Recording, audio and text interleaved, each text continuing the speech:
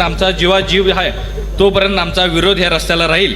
कारण की आमची सगळ्यांची फक्त रानं जात नाहीत तर आमची घरंही जातात. कारण की आमच्या गावातील वाड्या वस्त्यांच्यावरती जी घरं आहेत त्या घरांचाही समावेश यामध्ये आहे.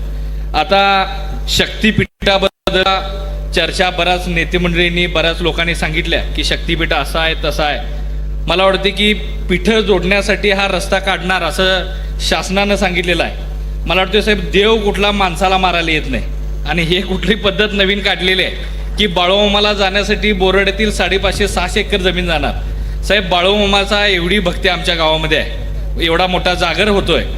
मला वाटतं की बाळूमामा यातनं मार्ग काढेल आणि यांना सुदबुद्धी देईल की शेतकऱ्यांच्या पोटावरती येऊन तुम्ही हा रस्ता करू शकत नाही आणि जर रस्ता कराल तर साहेब 100% आम्ही सांगतो की यावेळी त्यांना जे जे अधिकारी येतील, आमच्या गावाचं जरा वैशिष्ट्य आहे साहेब की गावामध्ये चांगला पाहुणचार केला जातोय, तसाच पाहुणचार त्यांना मिळेल.